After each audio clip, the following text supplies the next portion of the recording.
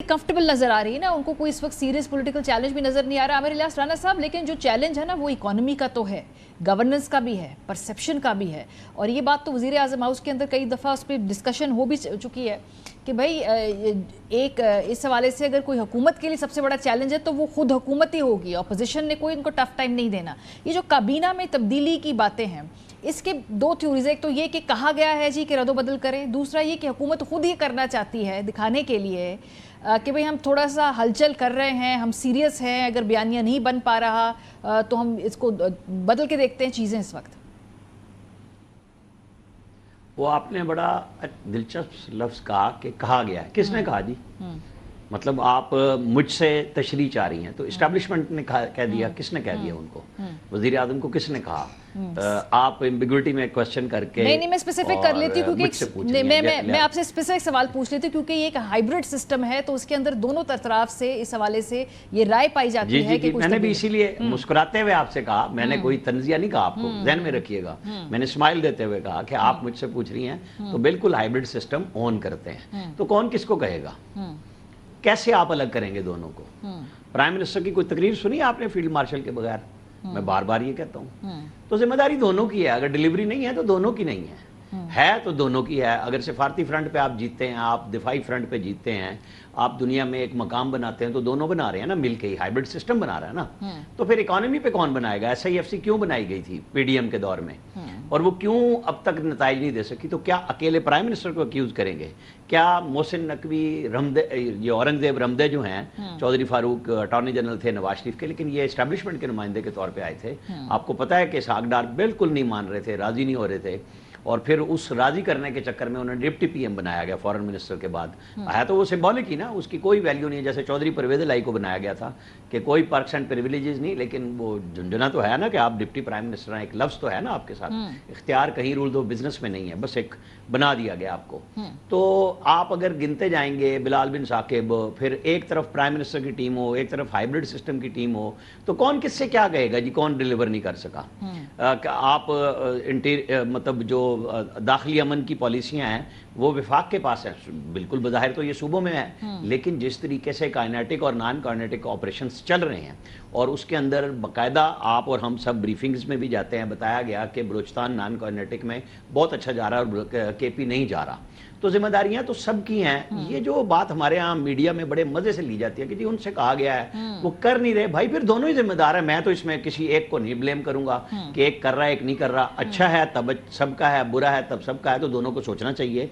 बिल्कुल दुरुस्त बात है कि इकोनॉमी नहीं उठ रही तो मुल्क कैसे उठेगा? आम आदमी का मसला कैसे हल होगा? जो परेशानी है वो कैसे हल होगी? जब हम इतने बड़े फ्रंट पे जो कि डिप्लोमेटिक है हम कामयाब हो रहे हैं, तो हमें अरब मुल्कों के साथ यहाँ पे इन्वेस्टमेंट को यकीनी बनाना है, अमल दरामद का एग्जीक्यूशन चाहिए। MOU तो इमरान खान ने भी की है, शहबाज शरीफ साहब ने भी कर ली है।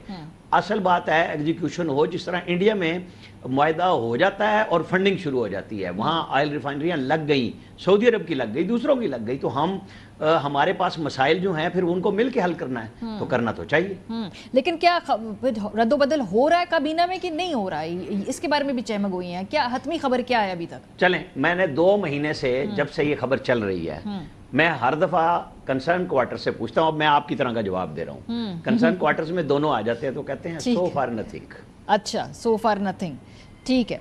चले, मज़हर अब्बास साहब, जो काबीना के अंदर तब्दीली की बातें होती है, वैसे तो हर 2.5 साल बाद ना चाहिए, सुकून भी नहीं है ना लोगों को यहाँ पे। वो भी कहते हैं कि थोड़ी हिलजुल हो, कोई हलचल हो। हर 2.5 साल बाद एक पैटर्न है, कोई भी हुकूमत हो, कोई भी सिस्टम हो, फिर हमें थोड़ा सा ना इसको छेड़छाड़ करनी होती है। ये वैसी ही गुफ्तगू है कि भाई एक ख्वाहिश है कि तब्दीली हो, या फिर वो इंटरनल पॉलिटिक्स भी होती है, भाई पार्टी के अंदर से ही कुछ लोग चाहते हैं कि भाई अब हमें भी कोई मौका मिले, हमें भी कोई वजारत मिले, हमें भी कोई काम करना पड़े। देखिए मारिया, सीधी सी बात है, मैं तो बहुत से कॉलम्स ये पढ़ रहा हूँ जिसमें ये इंदिया दिया जा रहा है कि शायद अगले 2-3 महीने में कोई तब्दीली आए। तब्दीली एक ही चीज़ होती है, वो हुकूमत की तब्दीली होती है। इसके अलावा तब्दीली जो होती है वो तो एक एडमिनिस्ट्रेटिव चीज़ें होती हैं, जिस तरह आपने काबीना की बात की। तो मैं ये सिर्फ ये सोच रहा हूँ कि अगर ये हुकूमत भी अपना टेन्योर पूरा नहीं कर सकती तो फिर कौन सी हुकूमत करेगी? अगर ये वज़ीर आज़म भी, यानी इससे बेहतर वज़ीर आज़म कौन मिल सकता है? تو اگر یہ بھی قابل قبول نہیں ہوں گے تو پھر کون قابل قبول ہوگا؟ یہ جو سچویشن ہے مجھے نہیں لگتا، ٹو بی ویری آنیسٹ، مجھے نہیں لگتا کہ کیوں، پہلی چیز تو میرے ذہن میں یہ آتی ہے کہ کیوں تبدیل کریں گے؟ ٹھیک بات ہے۔ اگر اس حکومت کو تبدیل کرنا ہے یا کوئی دوسری، کیونکہ انڈر کرنٹس تو بہت سے چلتے رہتے ہیں۔ کبھی ہمیں لگتا ہے کہ ہاں یہ ایک نئی جماعت اس طرح ہمیں پاکستان مارد وجود میں آئی، اور پھر اچانک اس کی ایکٹیویٹی ہمیں بڑھتی نظر آئی، جیسے بلوچستان میں 2018 میں آل آف سڈن اچانک بلوچستان عوامی پارٹی مارد وجود میں آ گئی، پھر اچانک جنوبی پنجاب محاذ مارد وجود میں آ گیا، پھر اچانک جو ہے وہ کوئی اور جماعت مارد وجود میں آ گئی۔ تو یہ بیسکلی یہ چیزیں پولیٹیکل انسٹیبلٹی کو ہٹ کرتی ہیں، یہ چیزیں یہ تاثر دینے کی کوشش کرتی ہیں۔ آپ دیکھ لیں ہمارے دوست فیصل واڈا آ کے اس طرح دعویٰ کرتے ہیں کہ جیسے بس وہ کل وہ جو کہہ رہے ہیں وہ کل وہ فیصلہ ہونے جا رہا ہے۔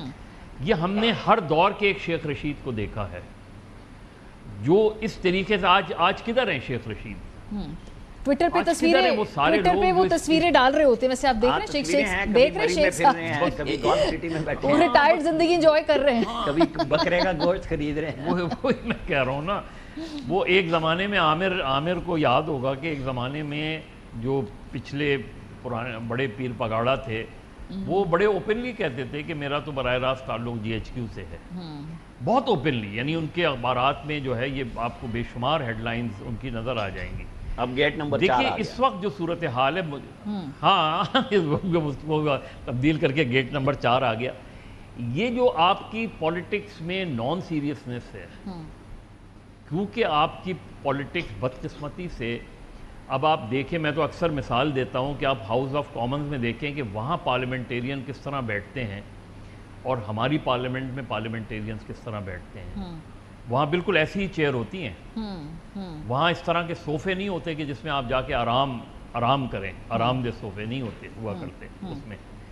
وہ اس کا مقصد آپ دیکھیں نا، اس کا میسج کیا ہوتا ہے کہ دے مین بزنس۔ یہاں پولیٹکس کیا ہوتی ہے؟ یہاں پولیٹکس جو ہوتی ہے وہ اپنے کاروبار کے لیے ہوتی ہے۔ تو ہم اس وقت سچویشن میں مجھے تو بظاہر پولیٹیکل اپ ہیول ہو جائے تو میں نے کہہ نہیں سکتا، لیکن مجھے کم سے کم مستقبل قریب میں کوئی بڑی پولیٹیکل جو ہے جس طرح تبدیلی، جس کو میں سمجھتا ہوں کہ تبدیلی، حکومت کی تبدیلی، یہ سیٹ اپ فی الحال ایسے ہی چلتا نظر آتا ہے۔ لیکن پھر تھوڑا سا آگے بڑھتے ہیں، آخری جو میرا سوال ہے وہ یہ ظاہر سی بات ہے تحریک انصاف کے حوالے سے ہے۔